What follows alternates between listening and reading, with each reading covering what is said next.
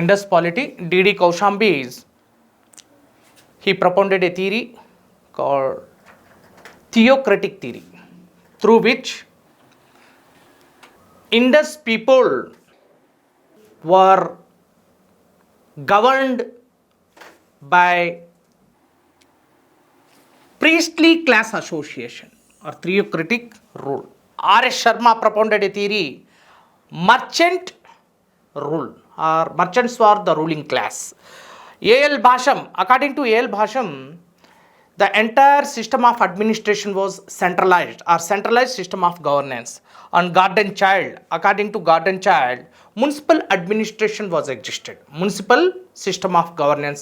పురపాలక సంఘాలచే సింధు పరిపాలన కొనసాగింది అంటూ garden child, a famous Australian archaeologist, propounded a theory which accordingly Indus Valley civilization was governed by municipalities or municipal system of governance. పురపాలక సంఘాలచే సింధు ప్రజల యొక్క పరిపాలన కొనసాగింది. ఎందుకు పురపాలక సంఘాలు అంటున్నాడంటే దీనికి కారణం ఏంటంటే సింధు ప్రాంతంలో ప్రతి చోట కూడా నగరాలే నిర్మించడం జరిగింది. నగర నిర్మాణంలో భాగంగా వీధి దీపాల నిర్మాణం, అదేవిధంగా చెత్త కుండీలు, ఉమ్ము కుండీలు, అదేవిధంగా పటిష్టమైన పట్టణ ప్రణాళిక, భూగర్భ మురుగునీటి పారుదల వ్యవస్థ, ఇవన్నీ మున్సిపల్ పరిపాలనకు అద్దం పడుతున్నాయి. కాబట్టి గార్డన్ చైల్డ్ సింధు ప్రజలు మున్సిపల్ పరిపాలనలో భాగంగా కొనసాగారు, మున్సిపల్ పరిపాలనలో అంతర్భాగంగా ఉండేవారనేది మనకి తెలుస్తుంది. So these 4 theories are very important regarding the polity of Indus valley civilization. We don't know what exactly happened, but till today this is a point of debate or controversy. And next is downfall of Indus Valley civilization. Downfall of Indus Valley civilizations. So various theories were propounded by the various scholars regarding the downfall or the decline, the fall of the civilization. Right. So from 3000 to 1500 BC, from 3000 to 1500 BC, this is the rough estimation of a rough calculation of the period of Indus Valley civilization. But it rise to its zenith and celestial heights from 2500 to 1750. From 1750 it started falling or declining or came to an end in the year 1500 BC. So many theories were propounded. Number 1, so the time period was propounded by R.S. Sharma. According to R.S. Sharma, Indus Valley civilization rise to its zenith from 2500 and 1750. This is the period of the advancement and the materialistic development and the zenith of Indus Valley civilization. According to R.S. Sharma, this is the period of Indus Valley civilization rise to its zenith. Right. Sindhu నాగరికత ఉచ్చస్థితికి చేరుకున్న కాలం 2500 నుంచి 1750 BC వరకు అని RS Sharma ప్రతిపాదించడం జరిగింది. Next Mortimer Wheeler. The theory of Mortimer Wheeler is very important. According to Mortimer Wheeler, Aryan invasions the main cause of the end of the civilization. Right. ఆర్యుల దండయాత్ర,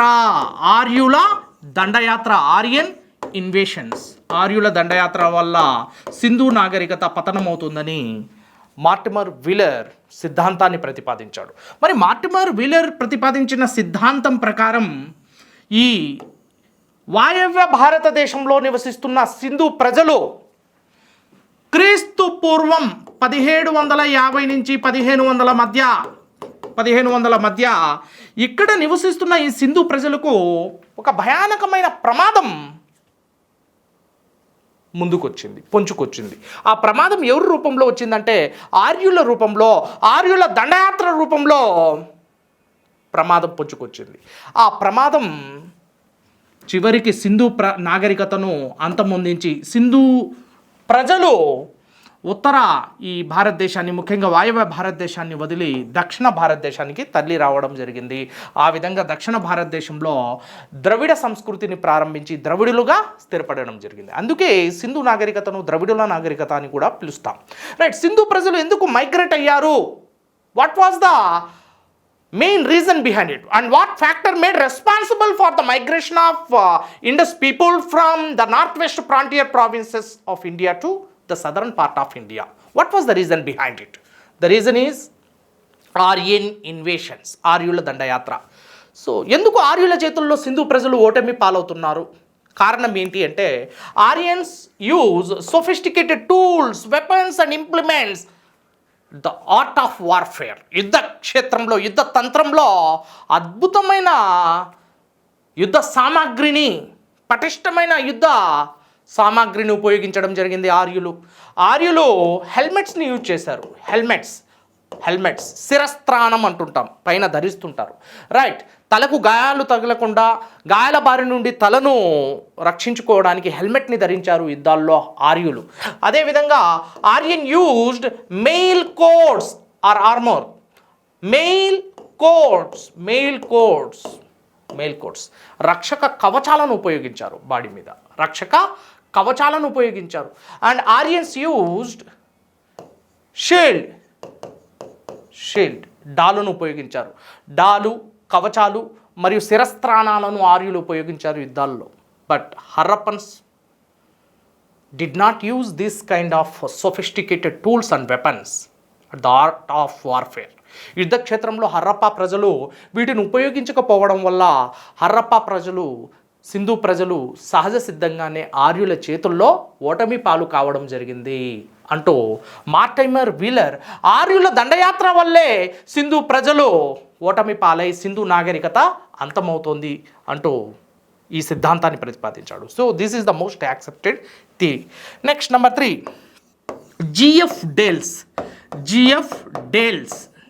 Dales. According to G.F. Dales, floods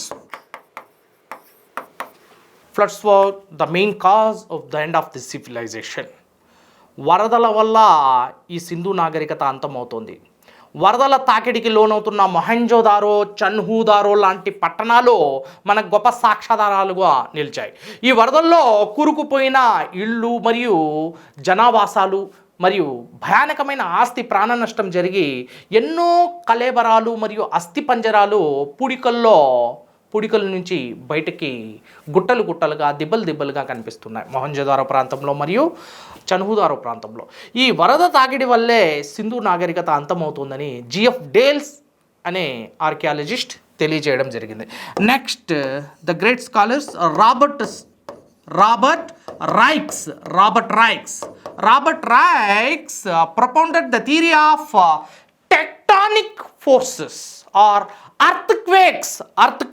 భూకంపాల వల్ల సింధు నాగరికత అంతమవుతుంది. ఎందుకు భూకంపాల వల్ల సింధు నాగరికత అంతమవుతుంది? కారణం ఏంటి అంటే, ఈ సింధు నాగరికత విస్తరించిన ప్రాంతం, వాయవ్య సరిహద్దు ప్రాంతం సున్నితమైన భూపలకలను కలిగి ఉంది.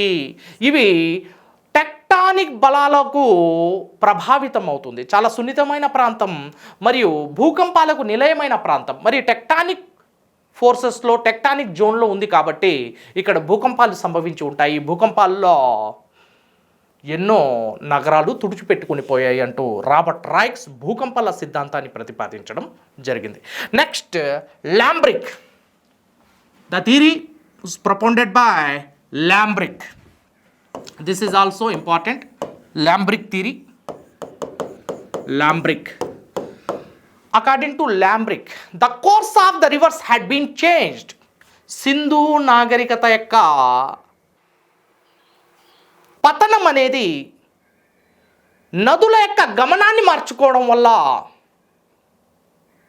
జరిగింది. నదులు తమ యొక్క ప్రవాహ గమనాన్ని, the course of the rivers had been changed. The direction of the river flow had been changed. And this is the main factor responsible for the decline of Harappan civilization, according to Lambrick. Yes, there was a notable example. See here, in Rajasthan, in the state of Rajasthan, Kalibangan is located. Kalibangan is located in the state of Rajasthan. On which? On the banks of river Ghaggar నది ఒడ్డున ఈ కాలిబంగన్ నెలకొని ఉంది. ఘగ్గర్ నది ఒడ్డున. Ghaggar is stream of river Saraswati. Ghaggar is a stream of river Saraswati. Around 2500 Kalibangan was perfectly, it is located and situated on the banks of river Ghaggar, which is stream of river Saraswati. క్రీస్తు పూర్వం 2500లో కాలిబంగన్ అనే సింధు క్షేత్రం ఘగ్గర్ నది ఒడ్డున నెలకొని ఉంది. Right. అయితే 1500లోకి వచ్చేసరికి, క్రీస్తు పూర్వం 1500లోకి వచ్చేసరికి ఈ ఘగ్గర్ నదికి మరియు కాలిబంగన్ అనే సింధు క్షేత్రానికి మధ్య దూరం 300 కిలోమీటర్లు పెరిగిపోయింది. రైట్. ఎంత వ్యత్యాసం జరిగిందో చూడండి. ఈ వ్యత్యాసం వల్ల రైట్ ఈ నదీ ప్రవాహం ఏదైతే మార్చుకోవడం వల్ల ఈ కాలిబంగన్కి మరియు నదికి మధ్యన ఉన్న వ్యత్యాసం దూరం పెరిగిపోయి కాలిబంగన్ లాంటి నగరాలు పూర్తిగా క్షీణించిపోయి థార్ ఎడారిగా మారిపోయాయి. రాజస్థాన్లోని థార్ ఎడారి ఆవిర్భావానికి సరస్వతి నది కాలగర్భంలో కలిసిపోవడం, మరి సరస్వతి యొక్క శాఖ అయిన ఘగ్గర్ కూడా నది ప్రవాహ దశను మార్చుకోవడం వల్ల ఇలాంటి కాలిబంగన్ లాంటి నగరాలు పూర్తిగా ధ్వంసమయ్యాయి, అంతమయ్యాయి అనేది ల్యాంబ్రిక్ సూచించాడు. Next, doctor Agrawal's theory is also very very important. Agrawal's theory.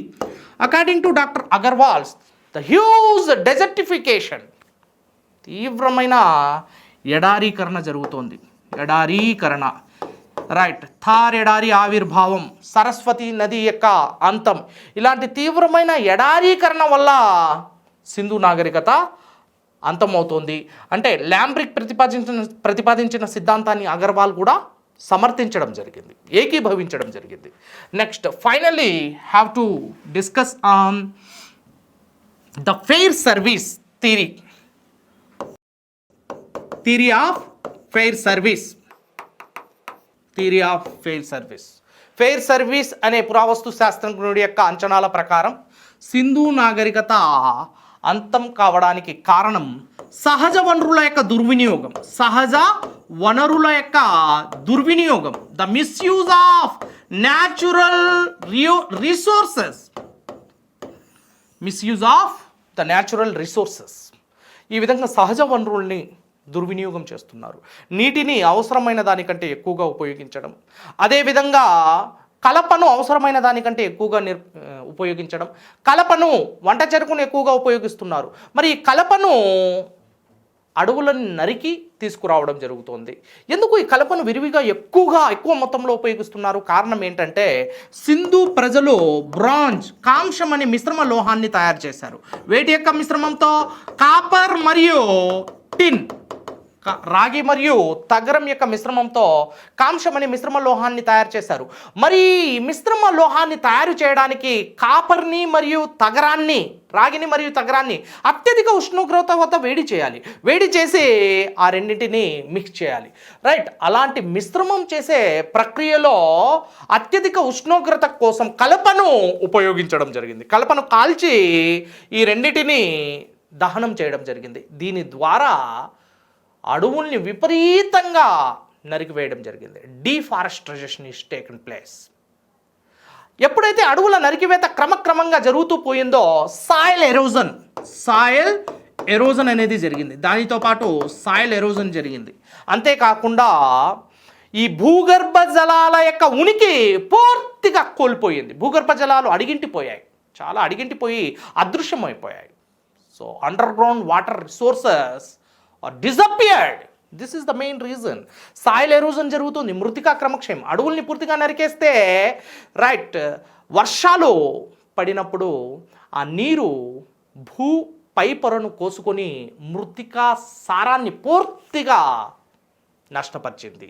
Mruthika క్రమక్షయం జరిగింది, పై పొర మొత్తం కొట్టుకొని పోయింది. దీని ద్వారా రైట్ ఫెర్టిలిటీ ఆఫ్ సాయిల్ ఏదైతే ఉందో ఈ నేల యొక్క సారం పూర్తిగా తగ్గిపోయింది, పంట దిగుబడి తగ్గిపోయింది, రైట్. అంతేకాకుండా ఈ పైపొర కొట్టకపోవడంతో మరియు అడవుల్ని నరికివేయడంతో భూగర్భ జలాలు అడుగింటిపోవడంతో, రైట్, ముఖ్యంగా నీటి లభ్యత పూర్తిగా తగ్గిపోయింది. దీని ద్వారా ఈ న్యాచురల్ రిసోర్సెస్ని విరివిగా ఉపయోగించడం ద్వారా దుర్వినియోగం చేయడం వల్ల ఈ నాగరికత అంతమవుతుందంటూ ఫెయిర్ సర్వీస్ అద్భుతమైన అందమైన సిద్ధాంతాన్ని తయారు చేయడం జరిగింది. So these all are the factors made responsible for the decline of Harappan civilization or Indus valley civilisation.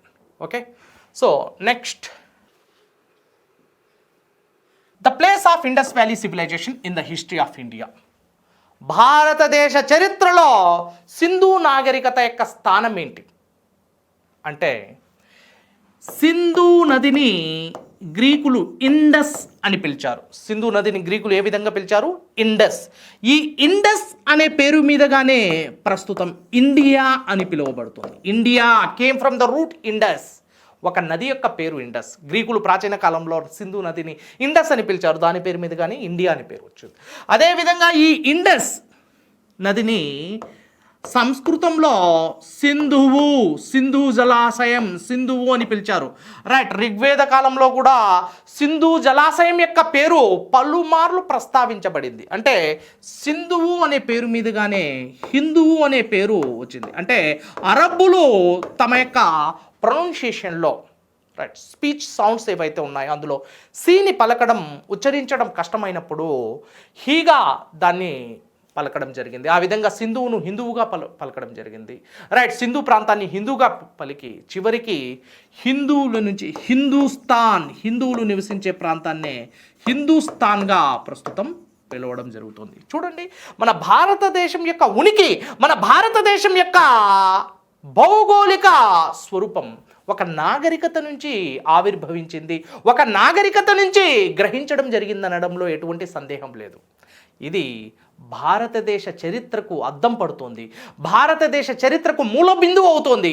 Sindhu నాగరికత భారతదేశ చరిత్రకు ఆది నాగరికతగా, భారతదేశ చరిత్రకు మూల నాగరికత, భారతదేశంలోనే మొట్టమొదటి నాగరికతగా సింధు నాగరికత పిలువబడుతోంది. ఇది సింధు నాగరికత, the place of Indus valley civilization in the history of India. Next thing is burial practices.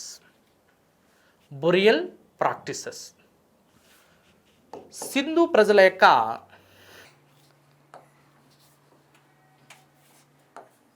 అంతిమ క్రియలు ఎలా చేసేవారు?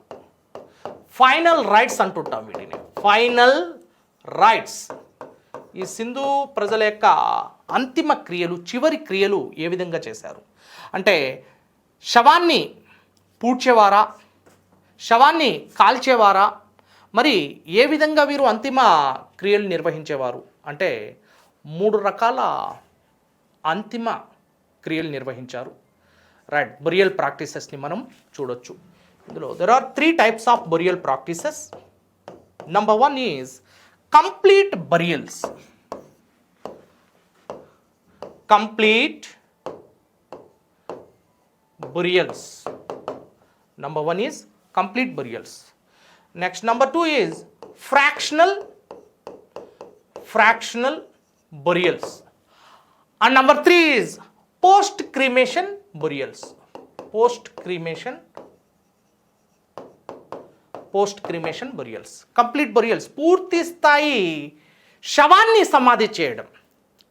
Complete burials of a corpse along with the grave goods. Corpse అంటే శవం, ఆ శవంతో పాటు అతడి యొక్క పర్సనల్ బిలాంగింగ్స్ కావచ్చు, అతడి యొక్క ఆహార వస్తువులు కావచ్చు, ఆహార ధాన్యాలు కావచ్చు, ఆహార వస్తువులు కావచ్చు, అతడు ప్రీతిప్రాయంగా తీసుకునే ఆహార వస్తువులు కావచ్చు, వాటితో పాటు దుస్తులను కూడా సమాధిలో ఉంచి సమాధి చేస్తున్నారు, పూడుస్తున్నారు. దీన్నే కంప్లీట్ బరియల్స్ అంటున్నాం. ఎందుకు? అతడి యొక్క పర్సనల్ బిలాంగింగ్స్, వ్యక్తిగత అంశాలైన దుస్తులు కానివ్వండి, అతడు దైనందిక జీవితంలో ఉపయోగించే వస్తువులు కావచ్చు, వాటితో పాటు అతడు అత్యంత ప్రీతిప్రాయంగా ఉపయోగించే తినే వస్తువులు, ఆహార వస్తువులు, వాటిని సమాధిలో ఉంచి సమాధి చేస్తున్నారు. కారణం ఏంటి అంటే, they had a strong belief in the rebirth. They believed life after death. They believed in life after death. అంటే చనిపోయిన తర్వాత పునర్జన్మ ఉంటుంది, ఆ పునర్జన్మలో మళ్ళీ మనం జన్మిస్తాం కాబట్టి అప్పుడు మనకి మన యొక్క వస్తువులు మనతో పాటు ఉండాలి అన్న ఒక నమ్మకం వీరిలో ఉండేది. They had a strong belief in life after death and that is the concept of rebirth. Okay, next fractional burials. Right, burying the bones after the body exposure to the wild beast. Body exposure to the wild beast. అంటే మృగాలకు శవాన్ని ఇచ్చేస్తారు. ఆ క్రూర మృగాలకు శవాన్ని పడేస్తారు. ఆ క్రూర మృగాలు సింహాలు కావచ్చు, పులులు కావచ్చు, రైట్, పక్షులు కావచ్చు, లైక్ రాబందులు, ఆ జాతి పక్షులు, రైట్, వాటికి శవాన్ని పడేస్తారు. ఆ క్రూర మృగాలు ఆ శవాన్ని బాగా భక్షించిన తర్వాత, అవి తిన్న తర్వాత మిగిలిన ఎముకలు ఏవైతే ఉంటాయో వాటిని తీసుకొచ్చి సమాధి చేయడం. This kind of practice was also existed during the Harappan society. Right, fractional burials అంటాం వీటిని, పూర్తి స్థాయి కాదు, fractional. Right, burying the bones after the corpse exposure to the wild beast. So this kind of practices were existed in a large scale. Next, post cremation అంటే శవాన్ని కాల్చేస్తున్నారు. కాల్చిన తర్వాత మిగిలిన రెలిక్స్, అస్థికలు ఏవైతే ఉంటాయో వాటిని పూడ్చిపెట్టడం. So this kind of burial practices were existed during Harappan civilisation.